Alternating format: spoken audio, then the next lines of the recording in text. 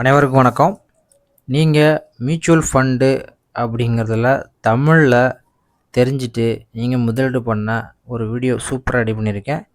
இன்னும் கண்டினியூவாக மியூச்சுவல் ஃபண்டை பற்றி தான் வீடியோ போட போகிறேன். உங்களோட நிதி நிலைமையை நான் கூட்டி உங்களை ஒரு பெரும் பணக்காரனாக்கிறதுக்கு என்னோடய வேலையை பார்க்க போகிறேன். இது உண்மைங்க. உங்களுக்கு மியூச்சுவல் ஃபண்டு அப்படிங்கிறது படித்தவங்களுக்கு ஈஸியாகவும் படிக்காதவங்களுக்கு ரொம்ப புதிராகவும் இருக்கும்.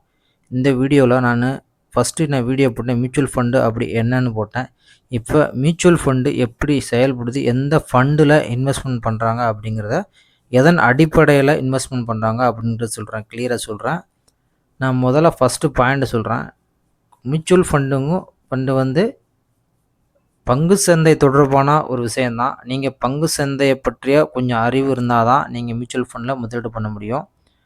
அதனால் நான் பங்குச்சந்தை டாப்பிக்குள்ளே போகிறேன். பட்டு அதை விட கொஞ்சம் ஈஸியாக உங்களுக்கு நான் மியூச்சுவல் ஃபண்டை பற்றி சொல்கிறேன்.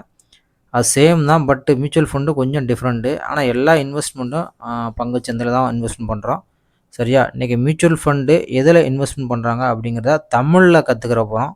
பிகினர்ஸுக்கு ரொம்ப யூஸ்ஃபுல்லாக இருக்கும். நீங்கள் தமிழ்லேயே எழுதியிருக்கேன். வாங்க வீடியோக்குள்ளே போகலாம்.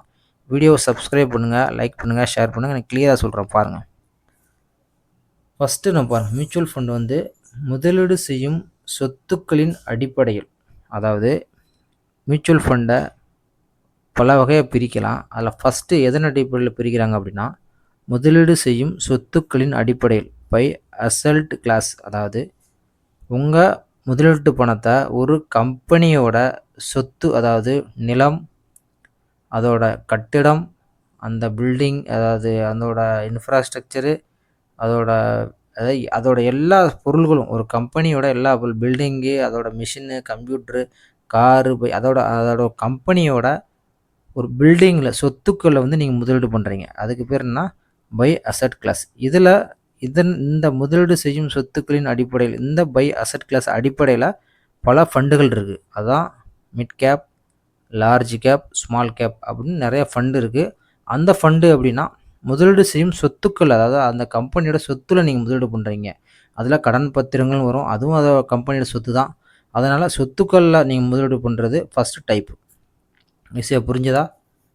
சொத்துக்கள் நல்லா தெரிஞ்சுங்க. அந்த கம்பெனியோட பில்டிங், காரு, அதோட என்னென்ன சொத்து இருக்கோ, கடன் பத்திரம் எல்லாமே அதில் நீங்கள் இன்வெஸ்ட்மெண்ட் பண்ணுறீங்க. அது பேர் தான் ஃபஸ்ட்டு மியூச்சுவல் ஃபண்டில். அதோட ஃபஸ்ட்டு மெத்தட் வந்து முதலீடு செய்யும் சொத்துக்களின் அடிப்படையில் சொத்துக்களில் முதலீடு பண்ணுறது. அது இதில் உள்ள சில டைப் ஆஃப் ஃபண்ட்ஸ் தான் லார்ஜ் கேப்புன்னு சொல்கிறோம், லார்ஜ்னு சொல்கிறோம், மிட் கேப்புன்றோம், ஸ்மால் கேப்புன்றோம் அப்படின்னு சில ஃபண்டுலாம் அதில் இருக்குது. சரியா? ஃபஸ்ட் டாபிக் உங்களுக்கு கிளியர் ஆகிடுச்சா? இதுதான் ஃபஸ்ட்டு, அதாவது பேசிக் மியூச்சுவல் ஃபண்டோட ஃபஸ்ட்டு மெத்தடு, ஃபஸ்ட்டு ஃபண்டு. ரெண்டாவது ஃபண்டு பாருங்கள், செயல்பாட்டு அமைப்பின் அடிப்படையில் பை ஸ்ட்ரக்சர்.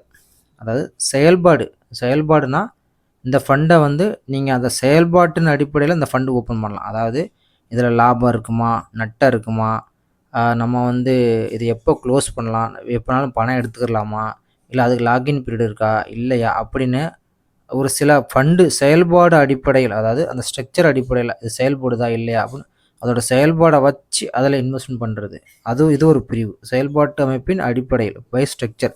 இதில் தான் வருதும் பாருங்கள், ஓப்பன் ஃபண்டு அப்படின்வாங்க, எண்டு ஃபண்டு அப்படின்னு எண்ணுவாங்க. இதை பற்றி நான் வீடியோ இன்னும் வர லார்ஜ் ஃபண்டு என்ன, மிட் கேப்னா என்ன, ஓப்பன் ஃபண்டு என்ன, எண்டு ஃபண்டு என்ன அப்படின்னு நான் உங்களுக்கு தெளிவாக உங்களுக்கு சொல்கிறேன்.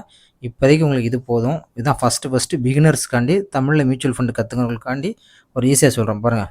ரெண்டாவது பாருங்கள், செயல்பாட்டு அமைப்பின் அடிப்படையில் நம்ம முதலீடு பண்ணணும். பை ஸ்ட்ரக்சரில் பண்ணணும். அதில் சில fund open fund, end fund அப்படின்னு சில ஃபண்டுகள் இருக்குது. லாஸ்ட்டாக பாருங்கள், மேலாண்மை முறையின் அடிப்படையில் பை மேனேஜ்மெண்ட் ஸ்டைல். அதாவது இந்த இதுக்குள்ள சில ஃபண்டெல்லாம் இருக்குது, அதில் நம்ம முதலீடு பண்ணணும். அதாவது ஆக்டிவ் ஃபண்டு, பேசிவ் ஃபண்டு அப்படின்னுவோம். இது என்னென்னா மேலாண்மை அடிப்படையில், அதாவது அந்த ஃபண்டோட அதை நிர்வகிக்கிற அந்த நிதி ஆலோசகர் இருப்பாங்களே, எக்ஸ்பர்ட்ஸ். நான் முதலே சொல்லிட்டேன், மியூச்சுவல் ஃபண்டுங்கிறது நீங்கள் ஒரு பணத்தை ஒருத்தர்கிட்ட கொடுத்தீங்கன்னா ஒரு எக்ஸ்பர்ட்டை கொடுப்பீங்க. அந்த எக்ஸ்பர்ட் வந்து பங்குச்சந்தையில் வந்து முதலீடு செஞ்சு உங்களுக்கு லாபம் பெற்று தருவார். அதான் மியூச்சுவல் ஃபண்டு. அந்த எக்ஸ்பர்ட்டுக்கு நம்ம பணம் கொடுக்கறதுனால அவருக்கு இதில் பெஸ்ட்டான ஃபண்டு எது அப்படி தேடி பிடிச்சி, அதாவது ஒருத்தர் நம்ம இப்போ நம்ம வேலை செய்கிற மாதிரி தான். இப்போ ஒருத்தர் நம்ம காசு கொடுத்து இந்த வேலை செய்ய அப்படின்னு சொன்னால் அவர் செய்வார்.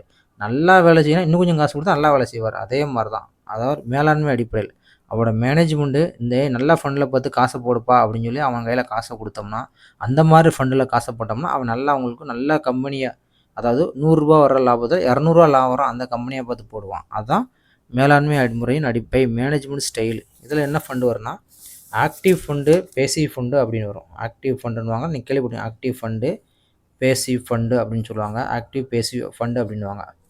இதுதாங்க இந்த 3 அடிப்படையில் தான் மியூச்சுவல் ஃபண்டை முதலீடு பண்ணுறோம். சரியா? இந்த 3 அடிப்படைக்குள்ளே நிறையா ஃபண்டு இருக்குது. Active fund, passive fund, open fund, end fund, large, mid cap, small cap, அப்படி எல்லாமே தனித்தனியாக இது 3 அடிப்படையில் தான் மியூச்சுவல் ஃபண்டில் முதலீடு பண்ணுறோம். சரியா? தமிழில் கற்றுக்குங்க, உங்களுக்கு ஈஸியாக இருக்கும். நான் இன்னொன்று சொல்லிடுறேன். மியூச்சுவல் ஃபண்டு அதிக லாபம் கிடைச்சாலும் அதிக ரிஸ்க் இருக்குங்க. இது வந்து பங்கு சந்தை சார்ந்து தான் நம்ம முதலீடு பண்ணுறோம். பங்கு சந்தை ஏற்ற இறக்கங்கள் தான் இதில் வித்தியாசப்படும். இப்போ உங்களுக்கு புரிஞ்சிருக்கும் மியூச்சுவல் ஃபண்டு எதில் முதலீடு பண்ணலாம் அப்படின்னு. சரியா?